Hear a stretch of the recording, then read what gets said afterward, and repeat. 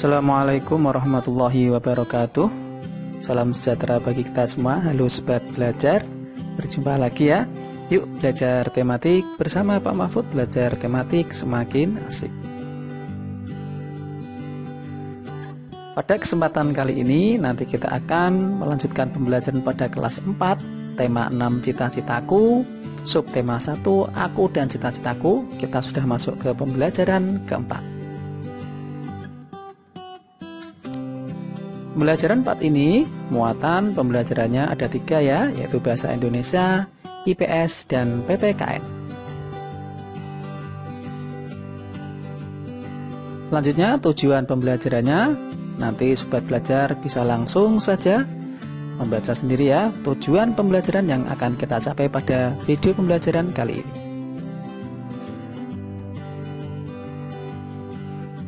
Nah, sobat belajar, langsung saja kita mulai ya pembelajaran hari ini. Sudah siap dan tetap semangat.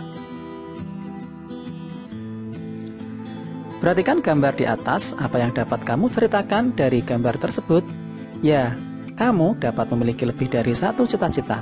Cita-citamu pun tidak harus berupa profesi tertentu. Cita-cita seseorang tentu merupakan impian yang ingin dicapai karena ia memiliki minat dan kesukaan. Tentu saja minat dan kesukaanmu terhadap bidang tertentu akan membantumu meraih cita-citamu.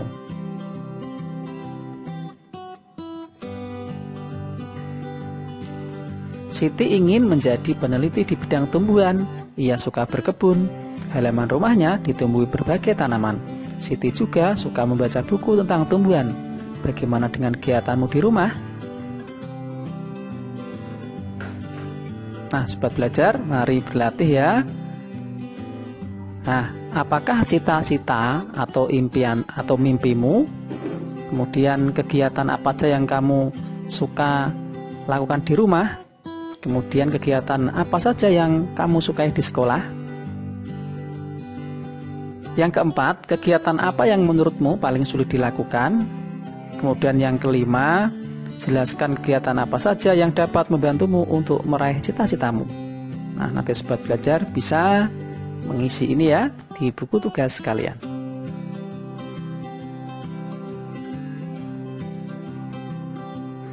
Banyak kegiatan yang bermanfaat untuk kamu lakukan. Semuanya memiliki manfaat untuk mencapai cita-citamu. Oleh karenanya, kamu harus terus berusaha mengatasi kesulitan-kesulitan dalam melakukan kegiatan yang bermanfaat tersebut. Ayo membaca sobat belajar. Terdapat banyak kisah tentang orang-orang yang meraih mimpi besarnya dengan menghadapi kegagalan terlebih dahulu. Nah, seperti dua tokoh ini ya, Michael Jordan dan Thomas Alva Edison. Mari kita simak kisahnya. Yang pertama, kita akan mengenal kisah Michael Jordan, pemain basket dunia. Saat duduk di bangku SMA, Michael pernah gagal masuk tim basket sekolahnya. Ia dianggap tidak cukup tinggi untuk memenuhi persyaratan masuk tim kebanggaannya. Dengan usaha yang sangat keras, ia terus berlatih dan berlatih. Pada saat menjadi pemain basket kelas dunia pun, ia banyak mengalami kegagalan. Ini pengakuannya. Sepanjang karir saya, lebih dari 9.000 tembakan saya meleset. Saya pernah kalah dalam 300 pertandingan. Paling tidak 26 kali saya dipercaya untuk melakukan tembakan penentu kemenangan dan saya gagal. Saya telah berkali-kali mengalami kegagalan, tapi karena kegagalan itulah saya berhasil. Itu tadi kisah dari Michael Jordan ya, sobat belajar, yang pantang menyerah. Kemudian kita akan mengenal kisah Thomas Alva Edison, penemu lampu listrik. Semasa sekolah, ia pernah dikeluarkan dari sekolahnya karena dianggap tidak dapat mengikuti pelajaran di sekolah.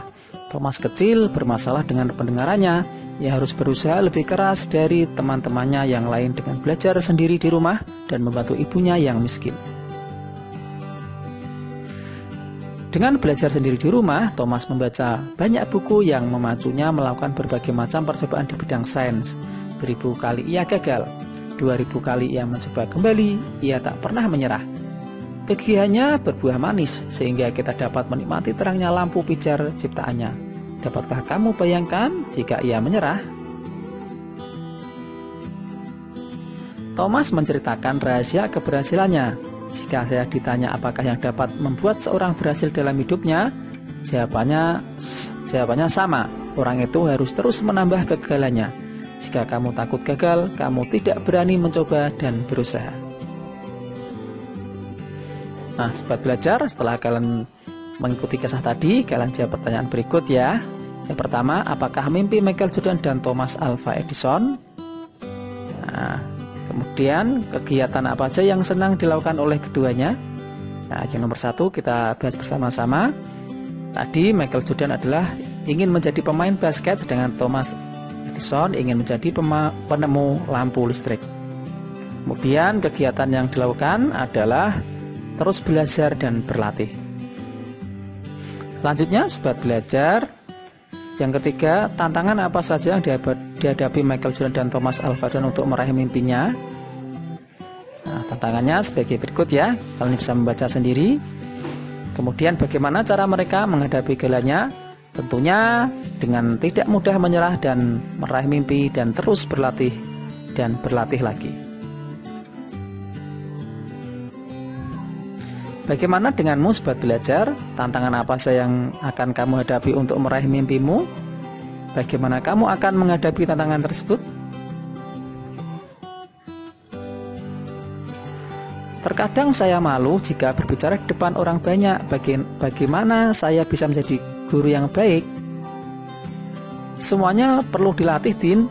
Aku pun demikian. Aku harus terus berlatih agar bisa menjadi olahragawan yang hebat. Meskipun badanku kecil, nyaliku tidak kecil, Din. Yuk kita saling memberikan semangat untuk mencapai cita-cita kita.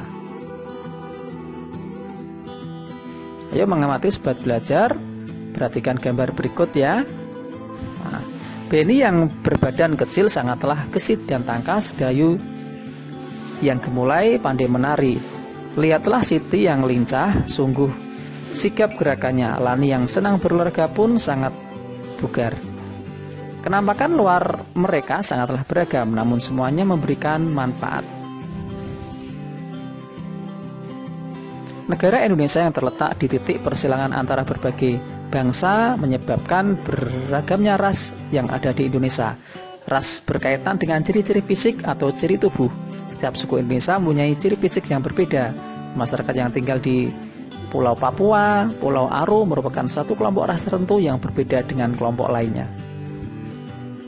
Kelompok masyarakat Sikai dari Riau, suku Kubu dari Sumatera Selatan, suku Tomoa dari Pulau Muna, masyarakat Enggano dari Bengkulu, dan masyarakat Mentawai memiliki kemiripan satu dengan yang lain.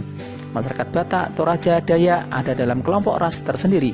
Demikian juga dengan kelompok Madura, Jawa, Bali juga memiliki fisik yang hampir serupa. Nah, coba berdiskusi sobat belajar.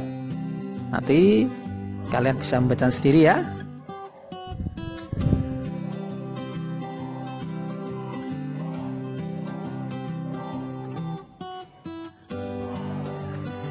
Perbedaan ciri fisik yang khas antar ras suku bangsa memperkaya keragaman masyarakat Indonesia. Keragaman yang menguatkan satu dengan yang lain sebagai bangsa Indonesia yang berbesar hati hidup rukun dalam perbedaan. Keunikan tersebut disampaikan pada sebuah puisi sebagai berikut ya sobat belajar. Puisinya, Tanah Airku, Tanah yang Beragam, karya D. Karitas. Nah, kalian bisa mencoba membaca puisi ini sendiri di rumah.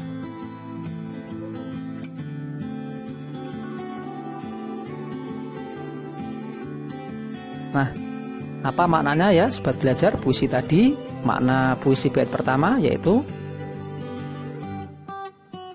meski berasal dari suku yang berbeda, kita semua tetap satu, yaitu orang Indonesia. Kemudian makna bait yang kedua adalah memiliki rasa syukur atas keragaman yang ada. Selanjutnya, yang ketiga maknanya adalah tanah air yang kaya. Makna puisi bait yang keempat adalah nasihat untuk rakyat Indonesia agar merawat dan mencintai tanah air Indonesia. Nah, makna puisi secara keseluruhan bagaimana sobat belajar? Kalian tinggal menggabungkan tadi ya. Nah, kita sudah sampai di akhir pembelajaran. Mari kita simpulkan pembelajaran pada hari ini ya. Yang pertama, tadi banyak kegiatan yang bermanfaat untuk kamu lakukan untuk mencapai cita-cita kalian yang akan kalian capai dengan terus berlatih dan berlatih. Kemudian negara Indonesia yang terletak di titik perjalanan antara berbagai bangsa menyebabkan beragamnya ras di Indonesia. Ya, dari segi fisik dan ciri tubuh yang beragam. Kemudian makna puisi adalah arti atau maksud puisi yang terkandung dalam puisi yang dapat ditangkap oleh pembaca sesuai tingkat pengalaman dan pengetahuannya.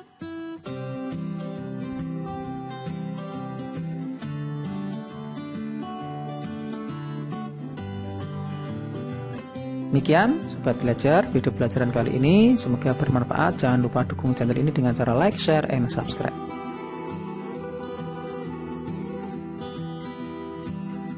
Mudah-mudahan pembelajaran hari ini bermanfaat. Tetap semangat ya. Saya akhiri, terima kasih.